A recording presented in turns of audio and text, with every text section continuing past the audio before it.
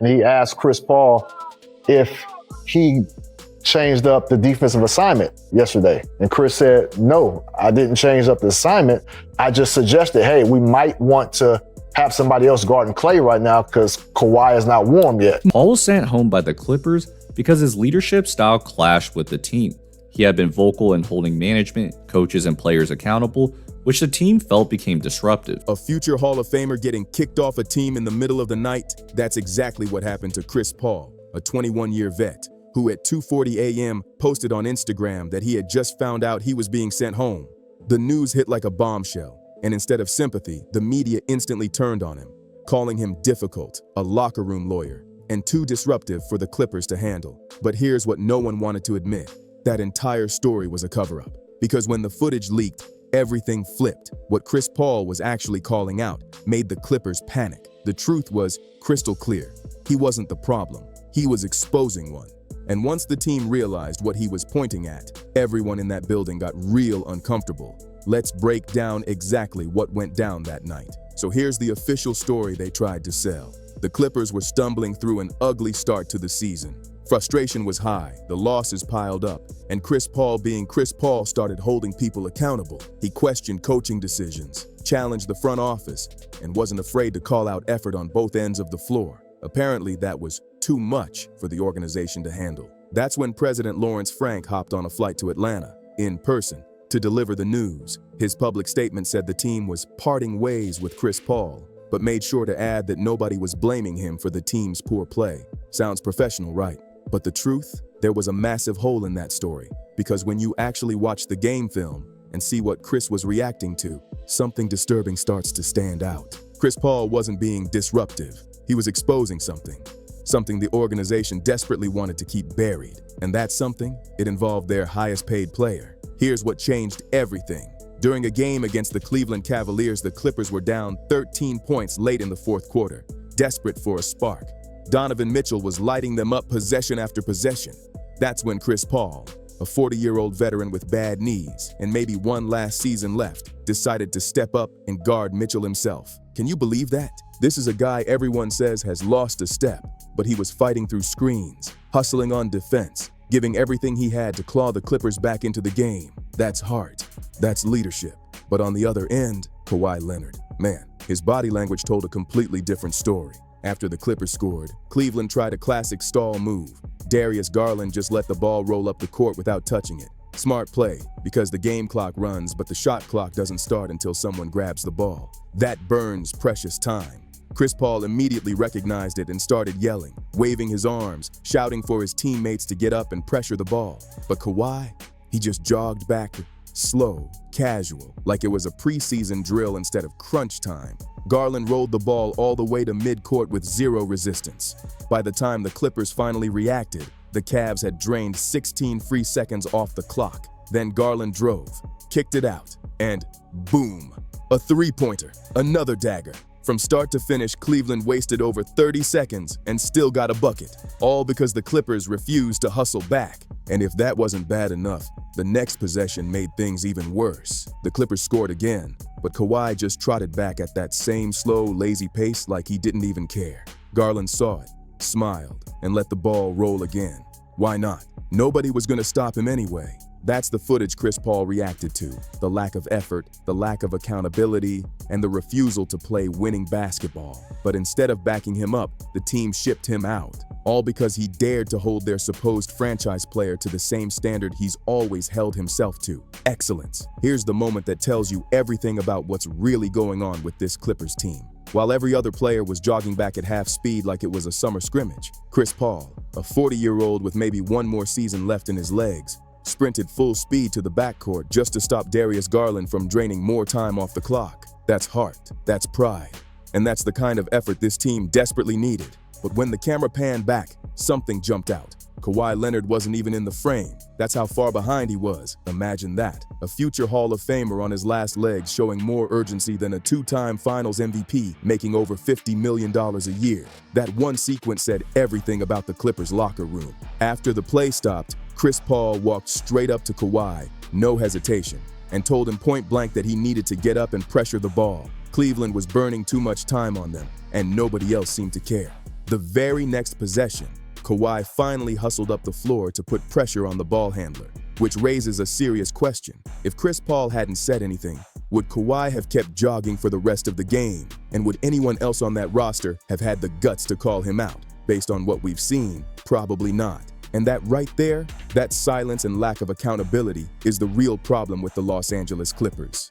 Now, let's talk about the elephant in the room. Kawhi Leonard's so-called defensive reputation. People keep calling him a two-way superstar. But does that label even hold up anymore? Sure, he's got those 2 Defensive Player of the Year trophies from his San Antonio Spurs days when he could lock up LeBron, Durant, or any superstar you threw at him. But that was a long time ago. What fans forget is that NBA reputations stick around way longer than actual performance. Once a player gets tagged as elite, the media just keeps repeating it like gospel, even when the effort's not the same anymore. Analysts still talk about Kawhi like he's some unstoppable defensive machine. But the truth, the tape tells a different story. Kawhi hasn't made an all-defensive team since 2021, and last season his defensive rating hit the worst mark of his career. Watch the games closely, not the highlight reels, and you can see it plain as day. The hustle's not there, the rotations are late, and the energy that once terrified opponents, gone.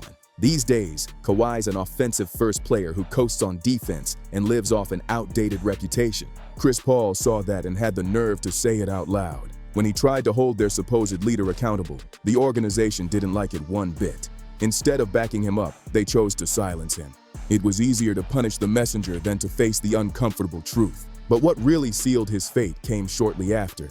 During a heated loss to the Dallas Mavericks, Kawhi Leonard had just checked back in after a rest and was clearly struggling to stay in front of Klay Thompson.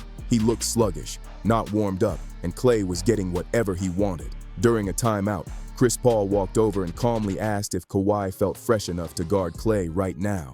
Kawhi admitted he was still catching his breath, so Paul suggested to his teammates that they switch the assignment for a few possessions until Kawhi got his rhythm back. It was the kind of smart veteran adjustment that wins games, and the team went along with it. But apparently, that move didn't sit well with the coaching staff. The very next day, assistant coach Jeff Van Gundy pulled Chris Paul aside on the team plane for a private talk. He asked point blank if Chris had changed the defensive assignments during the game. Chris explained that he didn't officially change anything. He just made a quick, practical suggestion to help the team win. Simple, right? But Van Gundy's reply was cold. Ice cold. He told Chris that while he might have had that kind of leeway with other organizations in the past, he didn't have that power in Los Angeles. And that's when Chris Paul realized this wasn't about teamwork or strategy anymore. It was about control. And anyone who dared to question how the Clippers operated, even a veteran legend like Chris Paul, was going to pay the price. A 12-time All-Star with over 2 decades in the league, a man with more basketball IQ than almost anyone in that building, was told he didn't have permission to make common-sense suggestions during a game his team was losing. Can you believe that? A legend like Chris Paul was basically told to sit down and shut up. Not long after that confrontation, he went silent, but not for long. Chris Paul dropped a cryptic post on social media, just a screenshot of the dictionary definition of the word leeway. No caption, no explanation, just that one word. And now, after everything that's come out, we know exactly what he meant. What makes all of this even more wild is what happened after the Clippers sent him home. James Harden and Kawhi Leonard both went to the media acting shocked, pretending like they had no idea what was going on. They told reporters things like, "We're just as surprised as everyone else." But that was a front. Multiple reports later revealed that wasn't true at all. According to insiders, both Kawhi and Harden were fed up with Chris Paul's constant accountability talk. They were tired of him calling them out for lazy defense and bad habits. In fact, it's been reported they both knew the move was coming because they signed off on it. When Paul got the call that he was being sent home, those two supposedly felt relieved. Imagine that. The team's top-paid stars watching a veteran leader get exiled for telling the truth, and not only letting it happen, but quietly supporting it. At first, Kawhi didn't mind the criticism. He actually respected Chris as a player and as a man. But over time, what started as constructive advice started to sound like nagging to him. Harden, on the other hand, never wanted CP3 on the roster in the first place. Their history in Houston was rocky, and Harden already knew Chris could be hard to deal with. But this time, his reservations weren't about personality. They were about control. What we're really looking at here is a locker room run by comfort, not accountability. The two franchise players, the faces of the team, cared more about keeping the peace than being pushed to improve. And the front office sided with them. That's when it stopped being about Chris Paul the player and started being about the culture of the entire organization. When Paul was sent home, the Clippers were sitting at 6-18, having lost 8 of their last 10 games. They ranked 25th in defense and 19th in offense. Flat out terrible numbers for a roster this expensive. The team was falling apart, and the only guy brave enough to demand more from his teammates got kicked out instead of being backed up. Nobody else on that roster was going to check Kawhi Leonard. Not one. Everyone's too focused on securing their next deal, stretching their careers, and staying in management's good graces. No one wants the difficult label that can ruin a contract negotiation. But Chris Paul, he didn't care anymore. His playing days are winding down, and he's not chasing another deal or trying to impress anyone. That freedom, that ability to speak his mind, made him dangerous to a front office that values silence over honesty. And that's the real story here. The Clippers would rather lose quietly than win with accountability. Now they're stuck with a broken culture, an aging core, and no way out. They owe Kawhi Leonard over $50 million next season, and James Harden has a $42 million player option that he's almost guaranteed to pick up. They can't tank either. Their draft picks belong to Oklahoma City. So here they are, trapped. No championship window, no rebuilding path, and no voice left in the locker room willing to tell the truth. The one player who did speak up, the one who actually demanded better, has been completely silenced. Steve Ballmer poured billions into this franchise, a shiny new arena, superstar talent, and a dream of finally bringing a championship to Los Angeles. But somehow, all that money couldn't buy what really matters: accountability. The Clippers built a team that looks powerful on paper, yet behind the scenes, it's a culture where no one dares to speak the truth. Right now, the organization is caught up in an ongoing investigation into possible salary cap violations tied to Kawhi Leonard.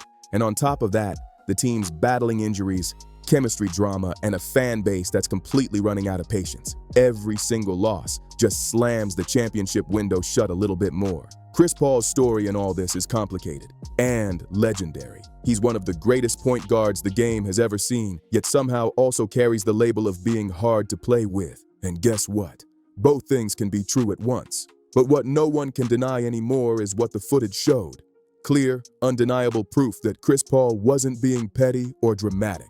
He was calling out real problems, visible, effort-based issues from players who should absolutely know better. Sometimes the so-called difficult one in the room isn't the problem. They're just the only honest one, the only person brave enough to say what everyone else is too scared to admit. Chris Paul walked out of that Clippers organization with receipts, video evidence, public proof, and now the whole world sees exactly what he saw. The real question is, will the Clippers ever face it? Will they actually hold their top-paid stars accountable? Or will they just keep sweeping everything under the rug? Because fixing the real issue would mean having some very uncomfortable conversations with the players making the most money.